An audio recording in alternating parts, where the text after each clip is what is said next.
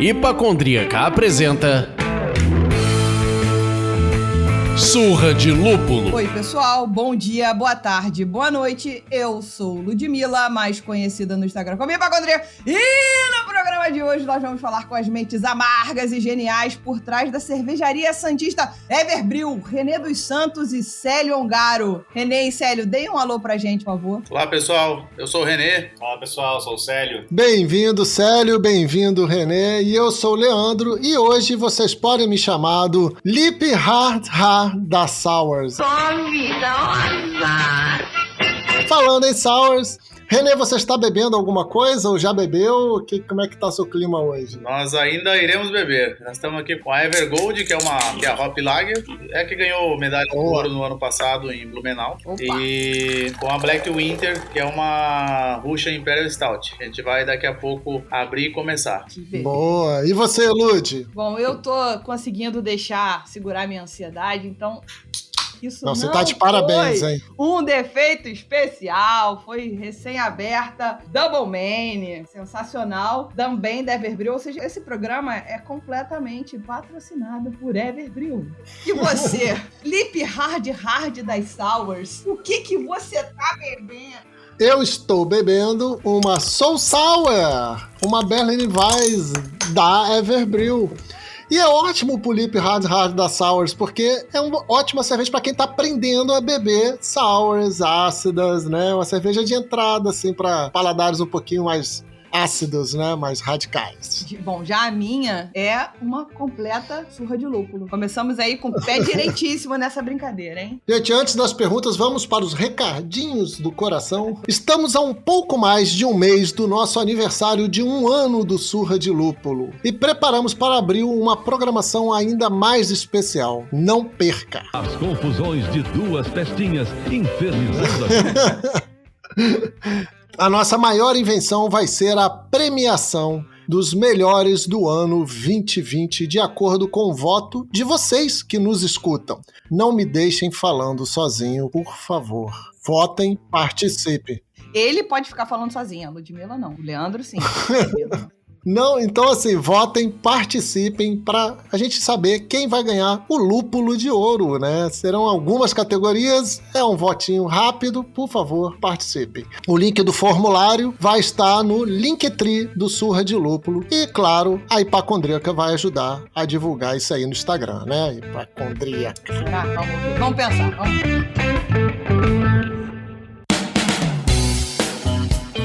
Trazendo o programa para a realidade, a gente quer conhecer um pouquinho mais do Renê e do Célio. Então, conta pra gente, cada um de vocês, qual era a vida antes da cerveja e por que a cerveja. E aí aproveitem e já emendam contando alguma coisa sobre a história da Everbril, pra gente situar a galera que tá ouvindo a gente. Bom, acho que eu vou começar então, o Célio. A gente trabalhou junto numa empresa da Fiat, da linha industrial em Sorocaba. Eu e o Renê, foi lá que a gente nos conhecemos. Eu era especialista de logística nessa empresa. Trabalhamos por uns 3 anos, a gente trabalhou junto lá.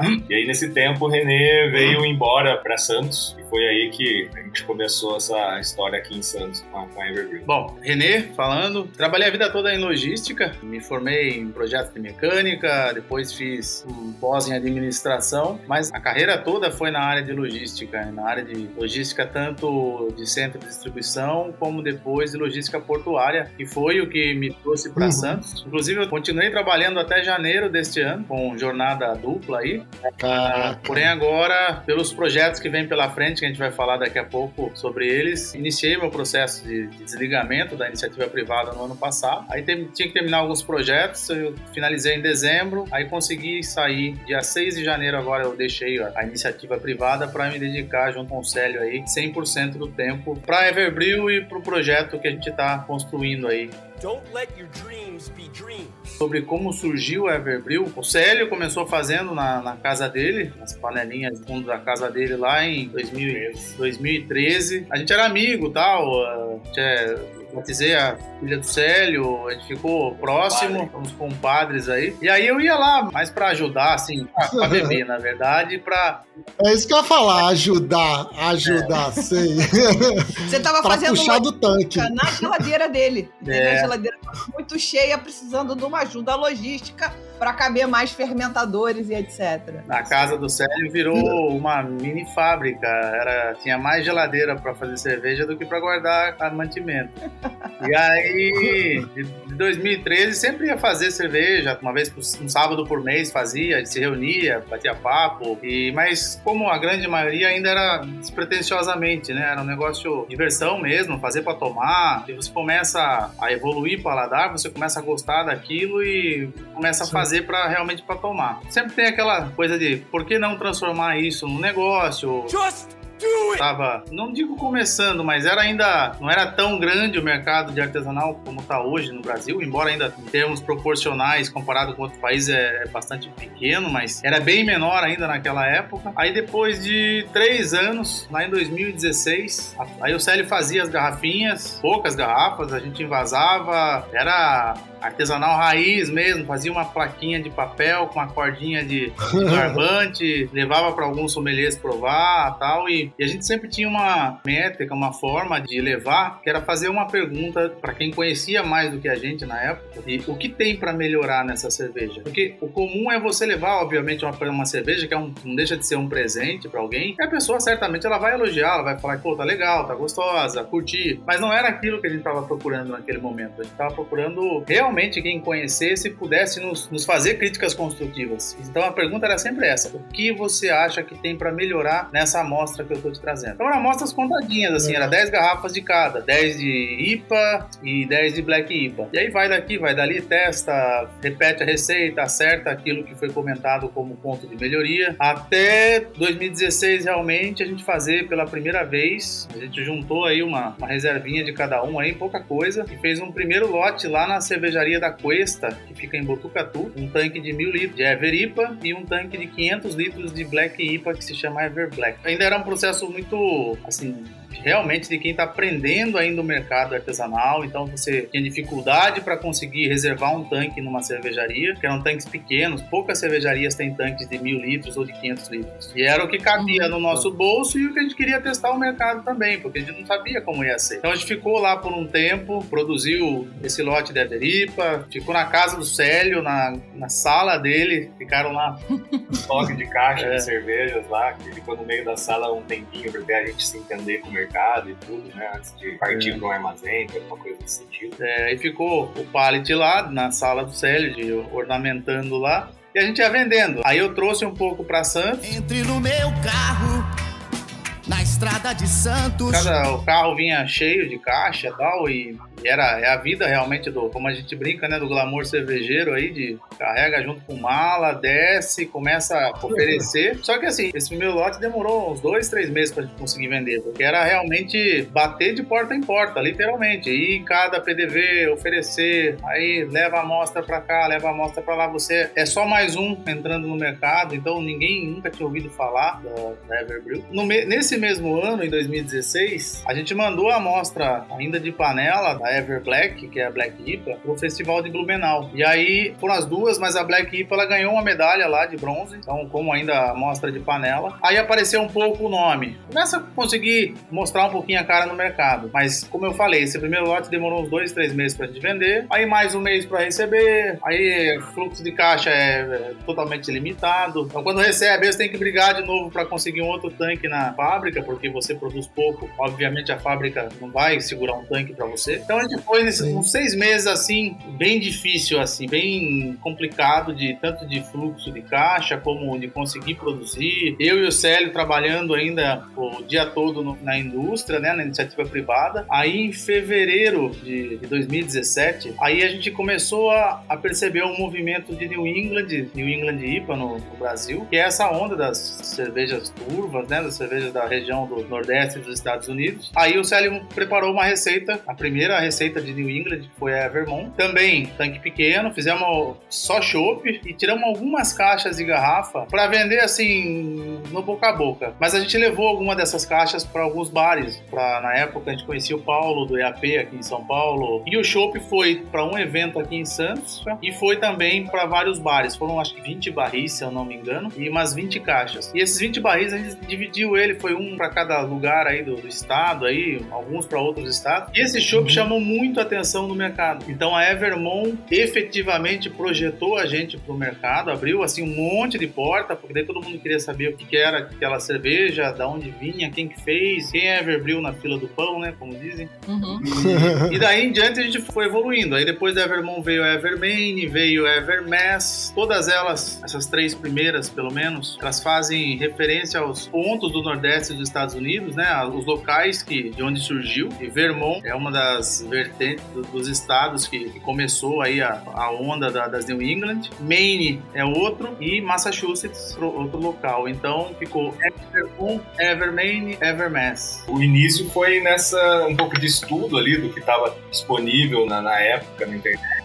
E de experimentação ali do que a gente conseguia, às vezes que chegava por aqui importado, né, que o pessoal trazia nas malas aí. Foi mais nessa linha.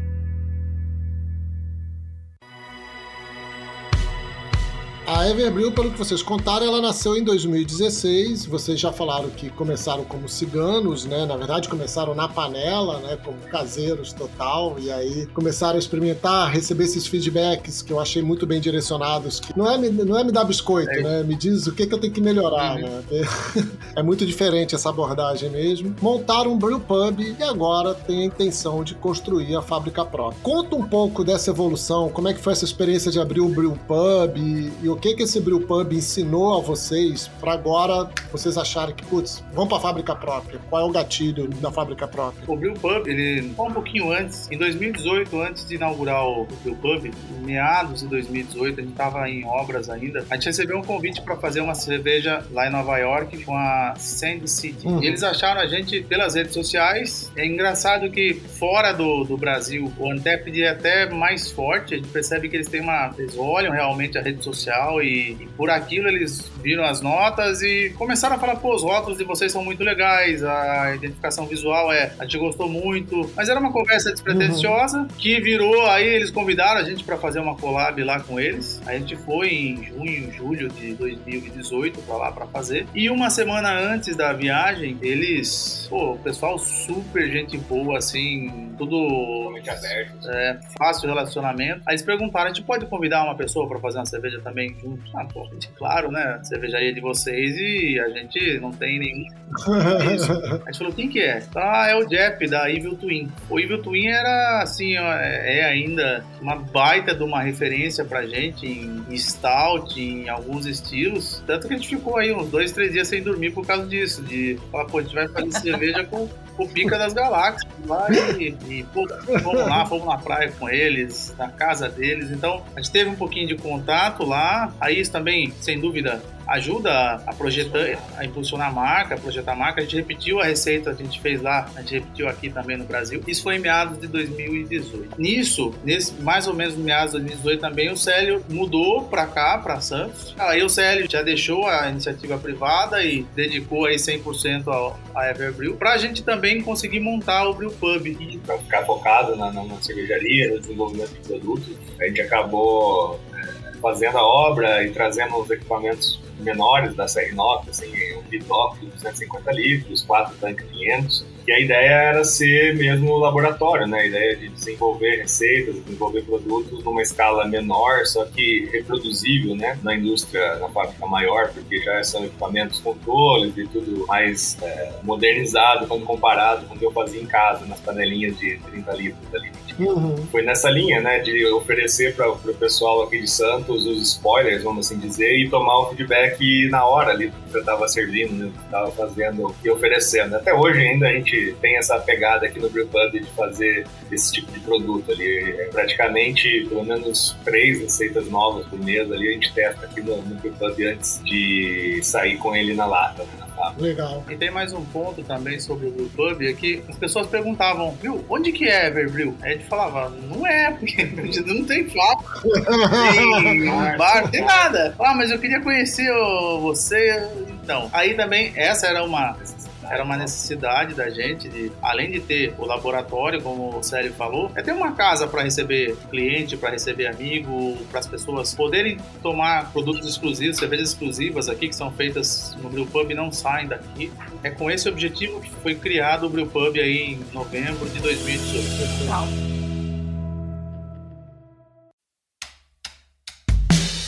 E eu acho que isso é uma tendência. A gente ouviu de um cervejeiro numa entrevista aqui no Surra de Lúpulo, que foi o Barufa da Hop, bem no começo, lá em abril do ano passado, ele falando que, óbvio, gente, abril de 2020 foi um mês muito no começo da pandemia, a gente tava todo mundo de cabelo em pé, mas a gente não sabia ainda o que ia acontecer. A gente já passou por 2020, foi um ano duro, mas é o que eu costumo falar com todo mundo que tá aqui conversando com a gente. Se você tá aqui, de pé, vendendo o seu peixe, contando a sua história, é porque você ainda tá escrevendo a sua história. Senão você não estaria aqui falando sobre isso. Então ele lá atrás falou assim, olha, abrir cervejaria agora eu acho que não é jogo, mas se você tem um brewpub, você começa a melhorar a sua margem, você tá produzindo internamente, vende diretamente pro consumidor no outro preço, faz um monte de teste, lança um monte de coisa nova, mantém essa coisa quente da marca, né? Que é lançamento em cima de lançamento. Então, ele falou justamente sobre o brewpub, e vocês já tinham aberto de vocês, ele falou isso em abril de 2020. Ó, se for pra investir em alguma coisa, só se você tiver dinheiro pra chegar abrindo o brewpub de uma vez. Senão não vale a pena. Então, eu acho que vocês estão super alinhados com isso. Mas aí, todo esse caminhar que você veio contando de 2016 e fazendo panela e depois não sei o que, e faz cigano e etc, e brewpub, vai chegando aquele momento de maturidade da cervejaria que vocês entendem ou querem ou podem colocar em pensar em colocar uma fábrica de pé. Imagino que vocês estejam nesse caminho. Sim. Se sim, qual é a quantidade pretendida? Tipo, a gente vai fazer uma fábrica pequena para produzir só Everbril, ou não, a gente quer fazer uma fábrica um pouco maior, que significa no futuro ser uma incubadora para outras cervejarias, né? Ou até receber algumas cervejarias como ciganas, enfim. A ideia dessa fábrica, como é que é para colocar isso de pé e o que vocês pretendem fazer com ela? Vou passar bem rapidamente. Nesse período todo aí de cigano, e por isso tem esse nome, né? A gente passou pela Cuesta, em Botucatu, passou pela Gonçalves, em Poços de Caldas, depois a gente produziu um bom tempo na Dádiva, e agora, por último, a gente está produzindo na Startup. Continuamos produzindo lá, mas o que a gente construiu de plano de negócio, a gente tinha um ponto de break-even que a partir de uma litragem mensal faria sentido ter uma fábrica própria. Veja, ser cigano é um caminho, a menos que você tenha muita bala na agulha para você já chegar começando com investimento para depois construir marca, que não era o nosso caso. O nosso caso era, começamos com nada, na verdade. A gente pegou uma economiazinha, fez um lote, fez outro, é igual multiplicar fermento de pão, um vai fazendo o outro. Vocês começaram pelos insumos, não pela marca, não pela empresa, né? Então a gente fez um trabalho de construção de marca primeiro, e que a gente não tinha a mínima condição de montar sequer um brewpub. É caro, né? Equipamento é muito caro você montar. Então, o papel de você começar como cigano, para nós foi muito importante, acredito que para a grande maioria para todos aqueles que não têm condição de chegar já com o cacife de falar, vou investir X milhões numa fábrica. Então, o nosso caminho percorrido foi esse, passar por todas essas cervejarias como cigano. Foi um período de amadurecimento para nós também, como gestor de negócio, como montar a estratégia da onde a gente queria chegar. Então, a partir do momento que a gente conseguiu estabelecer uma litragem e isso se tornou um negócio mais que a gente já conhece a dinâmica dele, a gente já conhece a sazonalidade, a gente já sabe como funciona, a gente aprendeu como negócio. Então, a junção dessas coisas, do volume mínimo que a gente precisaria para manter uma fábrica, para conseguir investir e também de conhecer o negócio, esse foi o divisor de águas para a gente falar, agora é o momento da gente montar uma fábrica própria. Então, em que pé que a gente está nisso? A gente já encomendou os equipamentos em agosto do ano passado. O Célio pode até falar melhor dos equipamentos do que eu, depois eu termino. A gente acabou dando ali pelos equipamentos da Zegla, lá de dentro, do Rio Grande do Sul. É um equipamento bem mais tecnológico do que a gente está acostumado aqui no dia a dia e apesar de todo o know-how deles, né, em vazadoras, né, em equipamentos grandes para grandes clientes, como Johnson, Bev, Coca-Cola, etc. A gente acabou fazendo um pacote com eles de 12 tanques de 2.000 litros, um tanque de 4.000 litros, uma cozinha de 1.000 litros, mais uns 1.000 litros mais, como posso dizer, exagerados, né? Não é bem 1.000 litros, né? E uma envasadora linear deles de 441, né? Que vai fazer ali quase 1.000 latas hora no invase. Que legal. Aí vocês compraram esse monte de coisa pra montar a fábrica. Essa fábrica aí vai produzir cerveja para o universo. A quantidade de tanques que vocês estão falando, qual é o cheiro de capacidade mensal disso? A gente estava pensando aqui, pelos cálculos, em 30.000 litros mês. Caramba, que legal. Que lindo, hein? Ela tem Legal, parabéns. a capacidade instalada inicial com esses tanques e com o giro, e dá um pouquinho mais de um tanque por mês quando você põe na média, né? Tem cerveja que leva 25 dias, tem cerveja que leva 20. Então, com a capacidade instalada de 30.000 litros mês, que é basicamente o que a gente produz hoje, aí vem a pergunta, né? Pô, mas e aí, não vai crescer? No plano de expansão, o projeto prevê o espaço aí para chegar em 50.000 litros com essa mesma cozinha, dá para chegar até mais, é uma cozinha super dimensionada para o que a gente precisa. Então, a gente colocou uma cozinha tribloco de 1.000 litros expandido, que é 1.000 litros gordão, é 1.000 litros que vale 1.300, 1.400. É uma sobrinha. Inicialmente, de partida, 30.000 litros mês, com um potencial aí de, colocando mais tanques depois, sem precisar mexer na cozinha, chegar em 50.000 litros. A envasadora também com capacidade de sobra, com base de 1.000 litros, 1.000 latas por hora. Caraca. Lata é o nosso negócio, uma grande parcela do nosso volume de vendas é em lata. Então, a gente buscou também um equipamento que fosse referência para envase, que tivesse menor incorporação de oxigênio, para ter uma conservação legal do produto, porque o invase ele é muito delicado. A gente percebe em algumas situações, algumas envasadoras mesmo, a gente vê que não tem um recravamento tão bom quanto que a gente buscou, não tem um fechamento legal, e qualquer variação ali, você percebe algumas latas que não estão meio, o pessoal fala, tá murcha a lata, a cerveja sofre com aquilo. Então, lata foi E a gente não quer que a cerveja Exato. sofra, né? Pelo amor de Deus. Não, cerveja ela tem que ser tratada com muito carinho até ela vir para minha goelinha. Sim. Também a gente buscava um equipamento, como o Célio falou aí, bastante mais com tecnologia embarcada também, pra gente tornar o processo com uma repetibilidade boa, pra gente ter controles 100% já no CLP, no equipamento mesmo, na programação do equipamento. Então, é esse o motivo da gente buscar esse equipamento. A gente encomendou o equipamento em agosto. O equipamento está previsto chegar agora em final de abril. Então, fazendo um timeline aí, chegando em abril, é mais ou menos um mês para final de abril, vai começo de maio, é um mês para montar. Então, vai estar lá começo de junho montado o equipamento. Aí tem toda a parte de câmara fria, outros acessórios que vão sendo montados também mais ou menos em paralelo, mas não exatamente. E depois de tudo montado, entra a parte das licenças, que é uma etapa um pouquinho mais demorada. Para você obter licença de operação da CETESB, ter o registro do mapa, demora bem mais do que você montar a fábrica. Então, considerando que os equipamentos vão estar na posição aí em junho, a gente pretende, se tudo der certo com as licenças, em novembro começar a operar. Então, essa é uma dificuldade que a gente sofre. No Brewpub foi bastante parecido, demora para sair as licenças. Então, o equipamento em si, sempre vai vir todo adequado, o piso preparado, a gente já conhece como fazer, que é um Brewpub grandão, né? É um negócio assim, como tem que ser o piso, como tem que ser os cantos arredondados, aquela coisa toda de boas práticas de fabricação. Isso a gente conhece, mas ainda assim, o tempo para que o fiscal venha fazer a visita e libere a licença de operação, principalmente, é extenso. Então, o projeto, a gente vai ficar muito feliz se conseguir rodar o primeiro lote lá em novembro, ainda desse ano.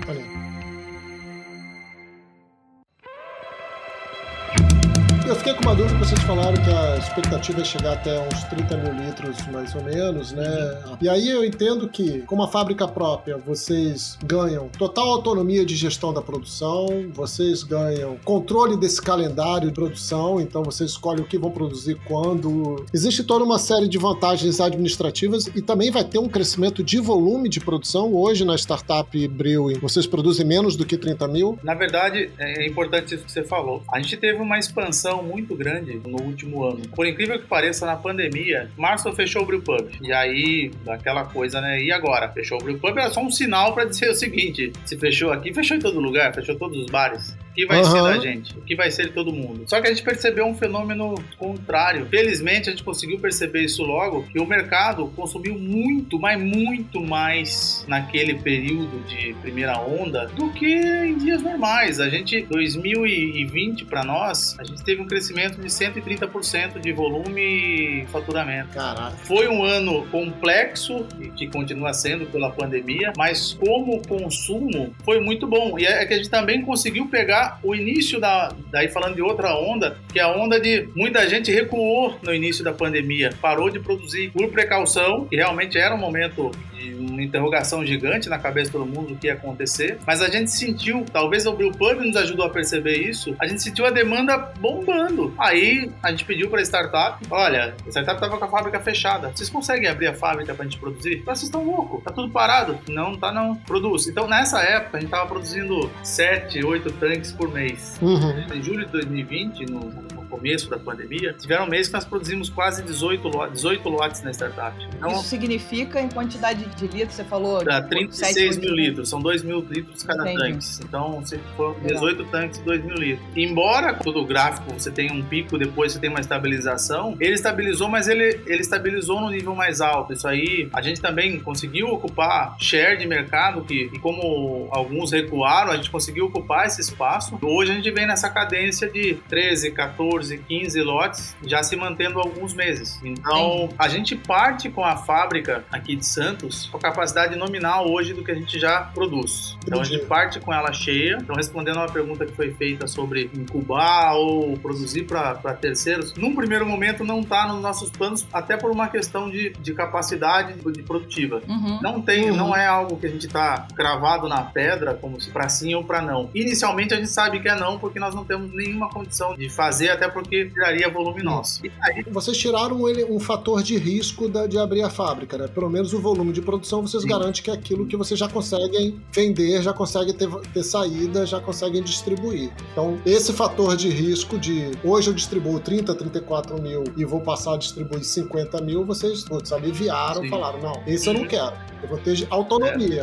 Aí faz sentido. E faz sentido também, porque quando você é cigano, um cigano que começa a ter um volume considerável, para artesanal, 30 mil litros é muita coisa, é bastante coisa. Então, você precisa ter também a tua segurança de produzir, falar, olha, eu quero ter 30, mas daqui a um ano eu quero ter 50. E não são todas as cervejarias que têm capacidade para produzir 50 mil litros com cigano. Eu poderia dizer que são muito poucas, inclusive. Então, fora isso, entra a questão de competitividade financeira, né? Que você vai produzir seu produto, você vai gerir teu custo. Então, você tem alguns ganhos aí financeiros, até porque o nosso mercado, ele vem sofrendo muito com o impacto de tudo. Agora, esse último ano, em especial, todos os insumos mais do que duplicaram o preço. Insumos de embalagem, latinha de alumínio, triplicou o preço. Papelão, mais do que dobrou o preço. 120% de reajuste. Plástico, 90% de reajuste. Então, isso tudo, o preço do produto final, ele está o mesmo desde que a gente começou. Então, a gente tem que tentar também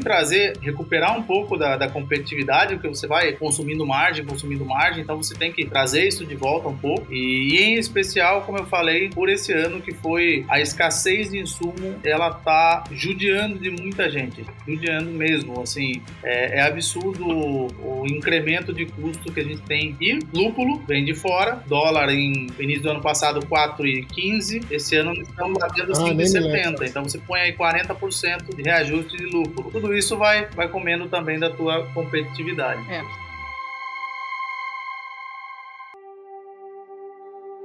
Mas assim, só pra gente ir meio que encaminhando pro final desse assunto sobre a fábrica, a gente bater um papo no pré-papo. Como é que você vai botar essa fábrica de pé? Agora a gente quer... Como é que René e Célio tirarão esta fábrica do sovaco? Como diria Bricolares? Como é que vocês estão pensando em botar essa fábrica de pé? O que o Surra de Lúpulo pode fazer por vocês, meus amigos?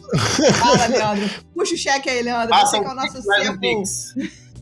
Vocês falaram teve um crescimento de faturamento de 130% em relação ao ano anterior. Parece que é só, estamos aqui fazendo anjinho pra cima. Mas não fazendo anjinho nas notas de $100, mas também teve aumento de todos os custos de insumos e de materiais. Então, assim, estamos lidando aí com esse mercado selvagem. E aí, como é que vocês vão capitalizar e vão fazer levantar essa fábrica? Tá. Como levantar a grana para montar essa fábrica? É um investimento total de R$3 milhões entre tudo, entre equipamento, infraestrutura, reforma de galpão, toda a parte, tudo um pacote fechado é algo em torno de 3 milhões. E o que a gente vai fazer? A gente vai anunciar um crowdfunding. Como que vai ser a composição? 2/3 do investimento a gente pretende fazer com capital próprio, uma boa parte já está inclusive pago, que é os equipamentos. Você paga tudo antes. A gente vai anunciar um modelo de crowdfunding próprio, então vão ter lá 4 valores de cotas. Como que vai ser isso? Então, o que a gente vai fazer para essas cotas, as pessoas que comprarem as cotas, elas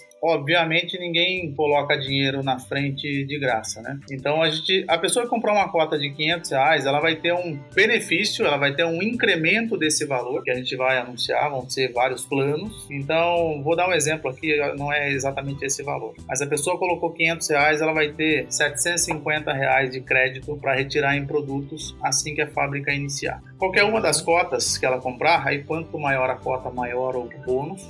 Qualquer uma das cotas ela vai poder pagar em 10 vezes no cartão sem juros. A gente vai absorver esses juros do cartão para facilitar também, para que as pessoas possam dividir. Ou seja, antes dela terminar de pagar essas parcelas, a fábrica já vai estar rodando. E aí ela vai ter, a gente vai ser um site com acesso restrito inicialmente. Ou seja, o site de quem comprou o crowdfunding, somente quem tiver acesso, quem for do associado ou quem comprou a cota, vai ter login para esse site. E aí nós vamos mandar os reportes mensais dizendo, olha, nesse mês nós vamos ter esta e essa cerveja que são exclusivas dos associados, dos cotistas, ou o nome que a gente quiser dar. Então eles vão ter cervejas exclusivas, vão ter acesso a comprar antes de todo mundo e receber em casa, numa embalagem bem montada, com isopor, todo o kit bonitinho para ela receber com a maior qualidade e menor tempo possível. Mas então, a ideia é, as pessoas que quiserem entrar no crowdfunding vão ter sim uma vantagem financeira e vão ter uma vantagem de produto, que é ter acesso a produtos exclusivos. Vai ter produto que ela vai ter ali que nenhum lugar vai ter. Vai receber informação antes, olha, esse mês vai ter isso aqui que nós vamos lançar. Primeiro o site já vai estar disponível, vocês pedem quando quiser e a gente vai informando isso no mailing de quais produtos estão disponíveis, quais são os exclusivos, souvenirs e tudo mais. Mas vai ser uma página, digamos assim, com acesso restrito. Somente quem for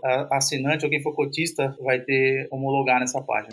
Entendi. E assim, eu vou descontando do meu crédito, né? Se eu botei R$500, eu vou ter lá R$600 de crédito e aí eu vou, peguei uma cerveja, desconto desse meu crédito final e vou fazendo esses descontos aí. É um vipão. Vai chamar de Evercoin, como o nome da moda. Ah, legal. Então você vai colocar R$500, vai ter lá, sei lá, 700, 800 Evercoins e vai trocando por cerveja. Então, por cerveja, por souvenir, pelo que for. Aí, no pacote, vai ter uma quantidade mínima e máxima por mês para cada assinante, para cada tamanho de assinatura. Então, se você assina de R$500, você vai ter lá um mínimo de 6, o máximo de 12 latas para puxar por mês. Se você assina de 5.000, você vai ter até 36 para puxar. Essa é uma forma que a gente achou de equilibrar para que, primeiro, para que a gente consiga programar a produção. Se todo mundo pedir o máximo, falar, cada um quer 5 caixas de cada, ou o cara que investiu 5.000, fala, eu quero tudo em cerveja esse mês. Se todo mundo fizer isso, a gente não consegue produzir o suficiente para atender todo mundo. Então a gente tem algumas regras para que todos consigam acessar o produto, consigam ter pelo menos o mínimo do contrato dele ali certamente atendido. Então é dessa forma que a gente pretende funcionar. Legal. Então, depois de todo esse périplo que você contou, a pessoa física compra aí as cotas que vocês vão disponibilizar depois, imagino eu, que no Instagram, no Facebook, para avisar pra galera como é que chega nesse site. Eu já vou setar meu cronômetro aqui, minha agenda pra colocar aqui pra mim, pra poder entrar. É um modelo um pouco diferente, assim, a pessoa que comprou o crowdfunding, ele tá comprando / ganhando produtos.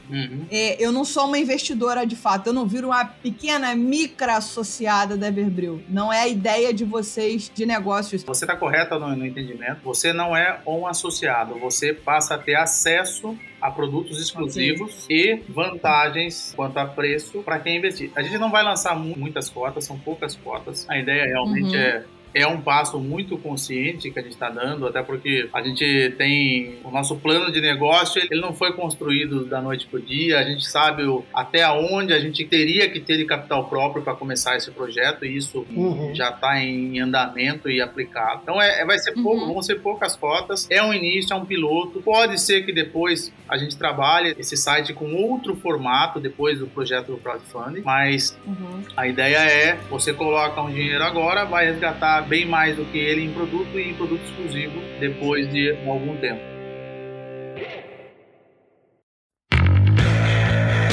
Eu vou partir logo menos para a última pergunta deste programa, meus amigos. Mas eu precisava perguntar a Célio, que está ali quietinho nesse momento, que o René é o cara que fala do mercado. Célio, por favor, me diga, quando é que vai acabar a onda das New England IPAs? Eu estou brincando e não estou brincando ao mesmo tempo, porque...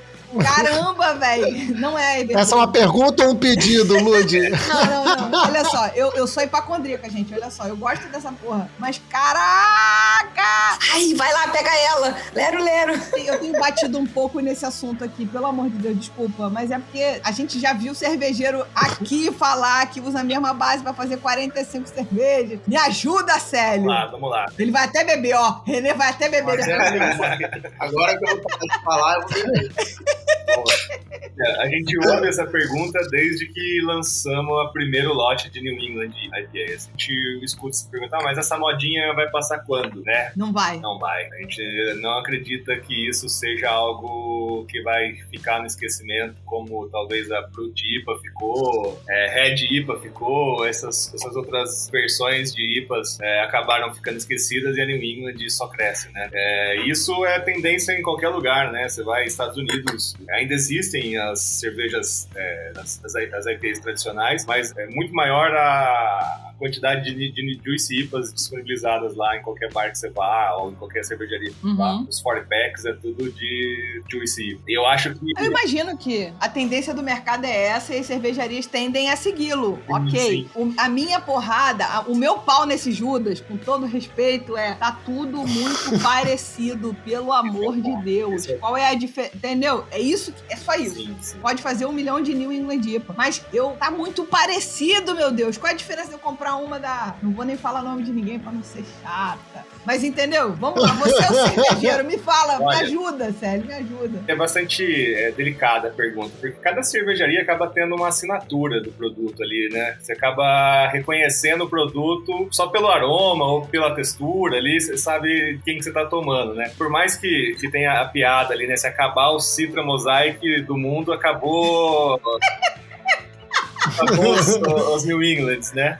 Acaba a caixa de papelão, acaba a lata, mano, acaba a combinação Citra e Mosaic. Pois é. Vocês não vão saber o que fazer. Eu queria dizer o seguinte, assim, se eu fizer uma single Citra, uma cerveja só com Citra, e o Barufa fizer aí uma single Citra, nas mesmas medidas, nas mesmas proporções, vai ser uma cerveja diferente uma da outra. Meu Deus! Vamos fazer um desafio desse? Eu acho que rola, Esse brewpub maravilhoso. Uma single hop de Citra pra você e uma single hop de Citra pra overhop. O Barufa vai me matar. As duas caveiras brigando, olha só. Eu vou mandar uma mensagem pra ele assim que esse programa acabar de ser gravado, meu Deus. Vou mandar agora.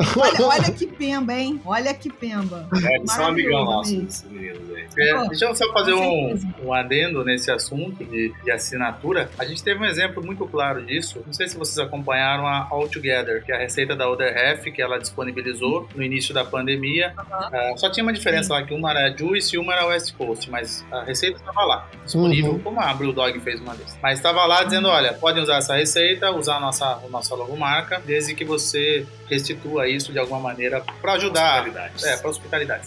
Se você pegar todas All Together feitas com a mesma receita e tiveram umas 30 pelo menos, difícil você achar uma igual a outra. É a mesma receita, tudo igual, mesma levedura, mesmo tudo. Então existe ao mesmo tempo que você comentou que algumas são muito parecidas, mas cada cervejaria acaba tendo a sua assinatura, seja pelo equipamento, seja pela rampa que usou, seja pelo, enfim, é diferente. É uma série de detalhes que acaba mudando o produto final, sabe? E a gente sempre tomou esse cuidado para não ter cervejas iguais dentro do nosso próprio portfólio, que acaba acontecendo às vezes. Com certeza. As combinações de lúpulo que eu tenho usado, acaba tendo algumas coisas inusitadas no meio, assim, né? Acaba alguns rótulos entrando um Chinook no dry hop, que não é nada tradicional em New England. E um Columbus, que também não é lá tão tradicional. Então a gente sempre tem um toque que vai mudar alguma coisa do resultado final, sabe? E tem tanto lúpulo, tem tanta levedura, tem combinações infinitas de New England. Desculpa, Lud, mas não vai acabar tão cedo. São combinações infinitas de lúpulo, levedura, base de malte. Eu acho que não dá pra parar de criar, sabe? Tem muita lenha pra queimar em New England ainda. Falar que você foi a primeira resposta mais pra cabeça de uma virginiana, cartesiana, que fico mensurando um milhão de coisas, foi a resposta que mais me falou, tá bom, Célio, tá bom. Acho que vou te engolir. Não é aquele negócio, toma essa porra aí, tá tudo bem. Não, você chegou pra mim, não, peraí, tem assinatura, verdade, tem o sentido que você tá falando, porque realmente, toda vez que eu tomo uma Everbrewing, eu sinto uma coisinha diferente ali, mesmo nas mais amargas, mesmo na Juice que eu acabei de tomar aqui, enfim. Eu rebato na Juice, mas eu bebo a Juice, gente. Eu não tô aqui falando, eu bebo. Eu vou te falar, assim, entendeu? Se pegar, o Célio gosta muito das clássicas, mas eu, por exemplo, eu tomo Juice IPA o tempo todo. E a gente sempre ouviu isso. Há um tempo atrás, as pessoas falavam, cerveja modinha, não sei o quê, pô, IPA raiz é o que vale. É até engraçado que você pode fazer uma IPA clássica perfeita, muito bem executada. Inclusive, as notas dela no Untappd são mais baixas. Se tiver uma New England super bem executada e o West Coast super bem executada, a nota da New England vai ser maior. Não, eu posso falar ao contrário. Se tiver uma New England mal executada e uma West Coast super executada, a nota da New England mal executada vai ser maior do que a West Coast. É mais modinha. Isso aí realmente já é clássico, já tá ficando clássico. Já é o status quo. Mas assim, o que eu percebo como consumidor, como bebedor, né? E aí eu acho que a gente chegou aqui no momento polêmico, porque é o seguinte, eu tenho medo, sinceramente, assim, da gente reviver aquela história da Pilsen quando ela chegou no mercado e ela tomou as prateleiras, sabe? Assim, acabou com os outros estilos porque só tinha Pilsen. Tudo bem que Pilsen é um estilo muito mais bidimensional do que as IPAs New England, West, são muito mais tridimensionais, são muito mais plurais, capaz de se explorar a criatividade do que a Pilsen. Mas assim, eu como consumidor, outro dia eu entrei em contato com a Lud, a gente falando, eu falei, porra, Lud, tá foda, eu tô querendo comprar umas inglesas e umas belgas e eu não encontro em lugar nenhum mais, cara. Eu só encontro, lupulado. Tem um ponto engraçado disso. A gente começou a exportar em outubro do ano passado pra Europa. Adivinha qual estilo eles mais querem? Juicy. Eles gostam de sours, out, mas o que eles mais gostam, o que mais a gente exporta, Juicy IPA. É um comportamento. Então, assim, isso porque eles têm acessos lá às clássicas, tem belga, tem um monte de coisa que é característico de lá. Então, tudo bem que pode até ter uma explicação por isso deles buscarem, eles buscam as brasileiras agora e as americanas que já têm chegado bastante lá. Mas, cara, é Juicy, né? Eu fui na Holanda em final de 2018, geladeira só IPA de IPA. Meus amigos.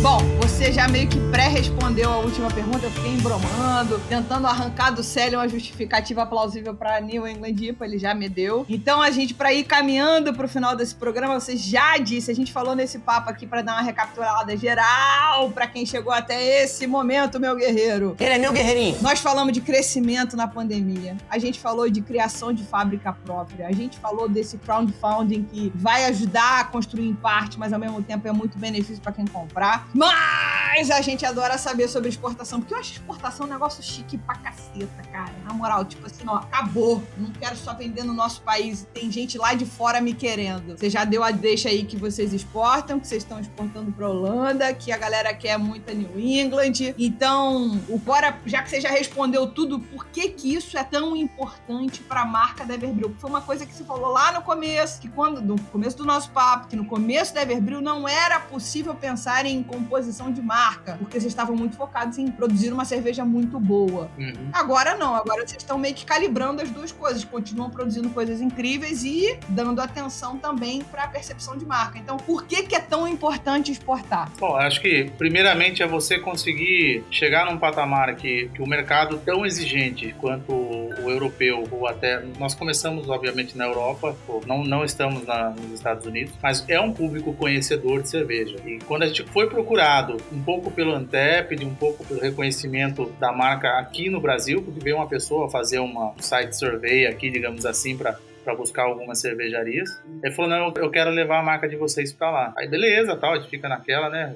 Independente só da questão negócio, você fala, poxa, a minha marca tá chegando na Holanda, já tem alguns check-ins da Alemanha, você vê as pessoas postando e colocando lá no Untappd 4,5, 4,25, 4,75 para uma cerveja brasileira. E hoje, a gente costuma brincar, a gente fala muito disso. No passado, uma pessoa ia para os Estados Unidos, trazia uma lata de Other Half, de Trillium, de Treehouse, pagava $5 lá, vendia 150 pau aqui. Isso hoje, esse comércio quase que acabou, porque o nível, veja, dado o devido respeito, e eles são referência para nós, essa galera dos Estados Unidos, mas dado o devido respeito, o Brasil hoje, não só a Everbrewing, mas muitas, estão num nível de cerveja que bate de frente com qualquer outra referência nos Estados Unidos. Então, poxa, o nosso produto aqui, chegando na Europa, uma baita de uma avaliação, com baita de um reconhecimento, e eles são muito mais vivos com o Untappd do que o brasileiro. Pô, a gente tem dia que tem mais check-in da Europa do que do Brasil. Eles postam tudo. Então, isso é projetar a marca para fora. Falar, olha, tem um país conseguindo produzir uma cerveja com nível altíssimo para chegar na Europa e ser bem aceito. E ver que o volume que está indo para lá tem aumentado cada vez mais. Esse é um combustível pra gente. Falar, poxa, acho que estamos assim, num caminho legal para evoluir, para realmente ir para uma fábrica. Isso são pecinhas que a gente vai montando, vamos juntando para dar sustentação ao projeto de longo prazo que a gente quer fazer. Com certeza. Eu vou aproveitar, a gente, enfim, queria agradecer ao René e ao Célio, queria agradecer demais, Célio, você tentar fortemente me explicar o que a gente vai passar.